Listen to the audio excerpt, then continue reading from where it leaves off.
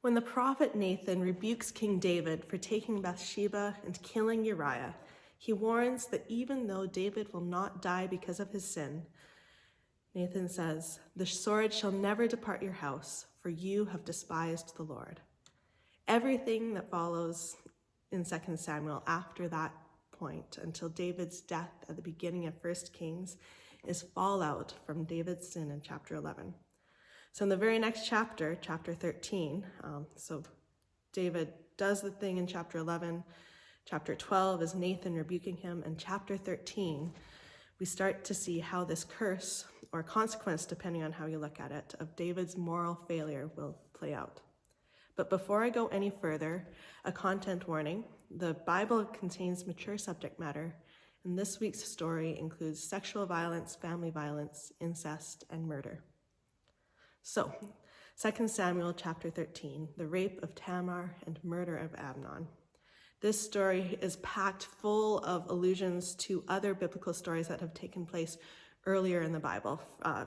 Most closely, it repeats the scene with David and Bathsheba, but it also alludes to Jacob's sons at the end of Genesis, and even to the first family, Adam and Eve and their children.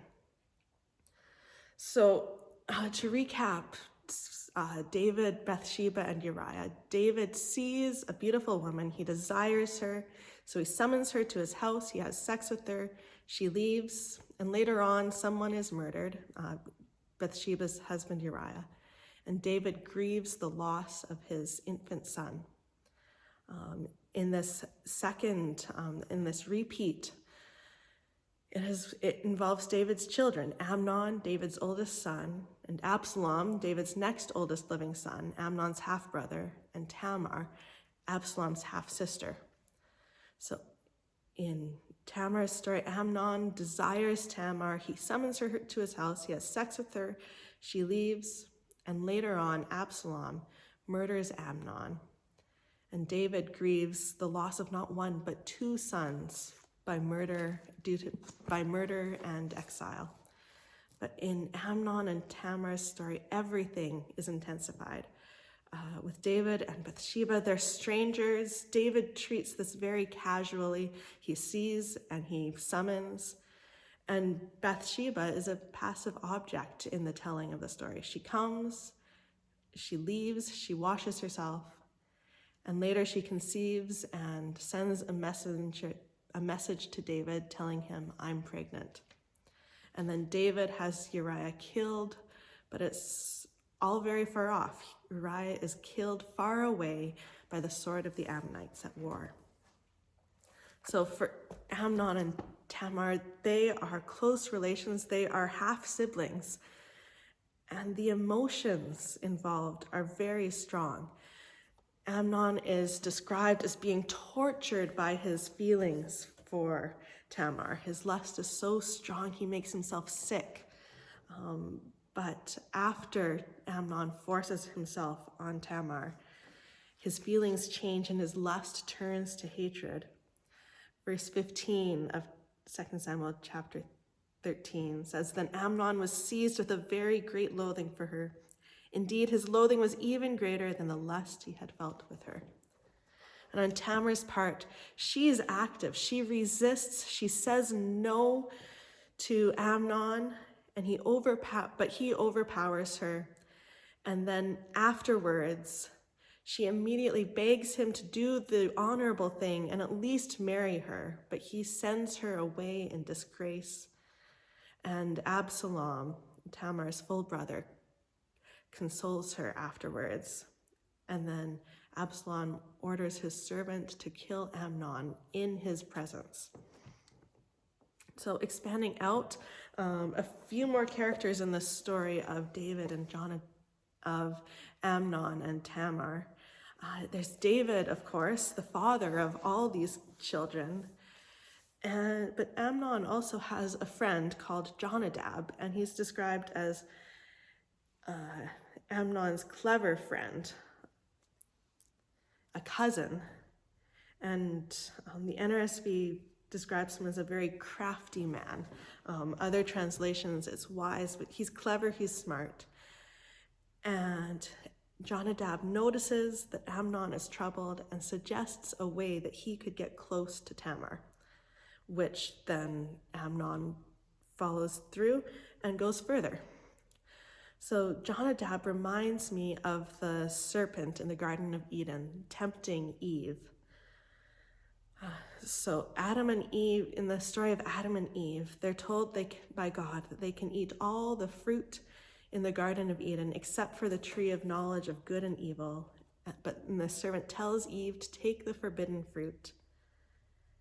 And then the story continues in the next generation, the very following chapter, where a brother kills a brother and the surviving brother, their perpetrator, goes into exile.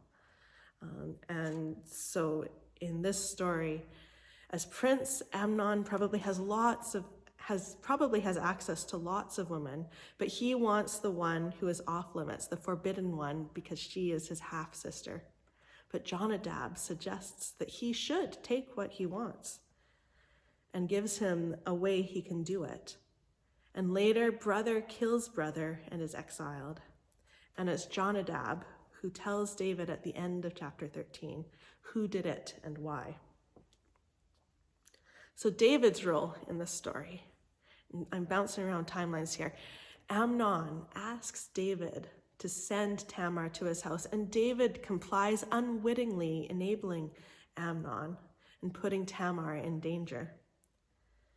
Then afterwards, David is very angry when he hears of it, but he doesn't punish Amnon. And some manuscripts add that this is because he would not punish Amnon because he loved him and he was his firstborn.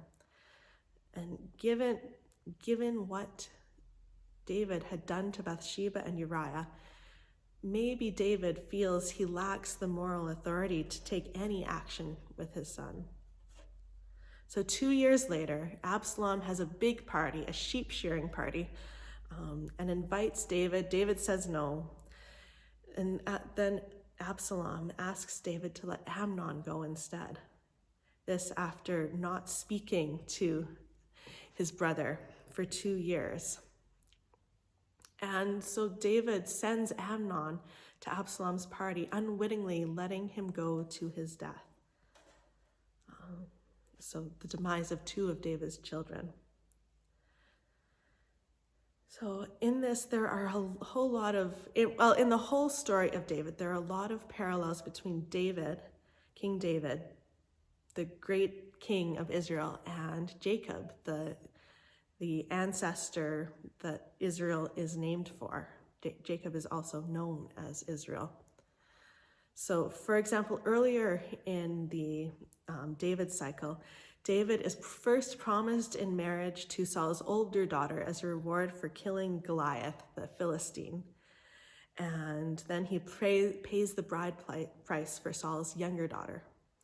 And in Jacob's case, some of the same words are used when Jacob works for 7 + 7 years to pay the bride price for Laban's older and younger daughters, and the wrong daughter is given at first, just as the wrong daughter is given to David by Saul. And then for both of them, their wife, Michal for David and Rachel for Jacob, help them flee their father-in-law using household idols. And finally, David weeps when he is told that all his sons are dead. That's Jonadab. When Absalom kills Amnon, first David hears that all of his sons are dead, but turns out only one is. And Jacob also weeps when he's told that his son Joseph is dead, but he's not really dead. So later on, as these 2 characters age, and in the stories of their children, both David and Jacob are helpless in the face of their sons' violent acts. So there are 2 stories of women in Jacob's family that are included in Genesis. And the first is Genesis chapter 34, the rape of Dinah. So Dinah is Jacob's daughter by Leah, and both David and Jacob have a ton of sons who who are named in the Bible, and just one daughter that's named. Presumably statistically, they probably had more daughters than that, but only one daughter named. So Dinah is Jacob's daughter by his wife Leah. And the son of the local ruler where Jacob and family are residing, named Shechem, sees Dinah, and he seizes her and lays with her by force, just like Amnon does to Tamar. But afterward, the opposite of Amnon, Shechem loves Dinah. There is a tie drawn between them. He loves her, and he asks his father, the local ruler, to arrange that he marry her. And Jacob hears about his daughter being raped, and like David, he does not do anything. But Jacob's sons are angry when they hear what has happened to their sister, and they protest using the same words that Tamar uses to protest to Amnon in 2 Samuel. They say, "Such a thing is not done in Israel." And in the story of Dinah, Shechem marries Dinah, but Simeon and Levi, Dinah's older full brothers, murder after the wedding. They murder all of Shechem's clan and loot their city, take all their belongings, their livestock, the children and wives. And they are defending their sister's honor and taking revenge for defiling their sister, like Absalom, in the face of their father's inaction. And in fact, the tragic in both of these stories is we don't really hear what happens to either Tamar or Dinah afterwards, after the revenge is taken. There's a loose thread that's never picked up. Now, the other woman in Jacob's family whose story is told is in Genesis chapter 38. Jacob's son Judah has a daughter named Tamar. Who knew? Two women by the name Tamar. Not a coincidence. So Judah has 3 sons, and Judah's oldest son marries Tamar, but he dies before Tamar can have a son by him. So Tamar is given to Judah's second son in levirate marriage so that he can father a son on behalf of the dead brother. But he too dies. And at this point, Judah believes that it's Tamar's fault, blames Tamar for the death of his first 2 sons, even though the narrator says that Judah's older two sons are wicked. But Judah sends Tamar back to her father's house, presumably to wait until his 3rd son is old enough to marry. But Judah never brings Tamar back. So when that 3rd son ought to be old enough to take Tamar in, and this has not happened, Tamar takes matters into her own hand. She dresses as a prostitute and tricks Judah into sleeping with her, and beforehand gets proof that it was him. And the narrator makes it very clear that this is just purely for the purposes of becoming pregnant in Judah's family. So she conceives. Judah hears that she's pregnant and orders that she should be killed for adultery. But then she brings out Judah's belongings, and she's proving that Judah is the father. And at the end of the story, Judah acknowledges that she is more in the right than I, and that he was the one in the wrong by not giving Tamar to his 3rd son so that she could have babies by him. And then Tamar has twins, one of which is David's ancestor Perez. Perez is David's 7 times great-grandfather. And then we come to the story, as if we hadn't had enough stories yet, this is so rich in ties to other stories. There are several allusions, as Robert Alter points out in his commentary of the Hebrew Bible, several allusions to the Joseph story in the rape of Tamar, but they're in reverse order. It's backwards. So in Genesis chapter 37, so right before the chapter before the story of Judah's Tamar, Jacob gives his favorite son Joseph, an ornamental tunic. And this tunic, the word is the only other person in the Bible that is described as wearing this particular garment is Tamar in 2 Samuel. It's famously called the coat of many colors, but we're not really sure what it looked like. But it's an ornamental tunic that princesses are, 2 Samuel describes Tamar wearing this ornamental tunic. And when Joseph's brothers ambush him and put him into a pit, they tear his tunic and stain it with blood to show their father, convincing Jacob that his favorite son is dead.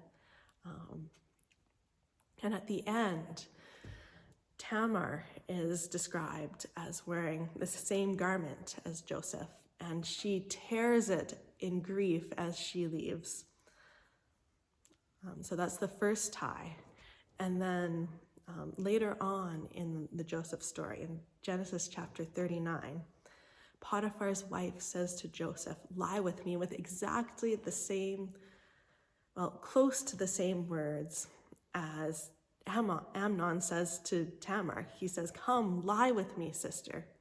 And then Tamar is overpowered, abused, and bedded.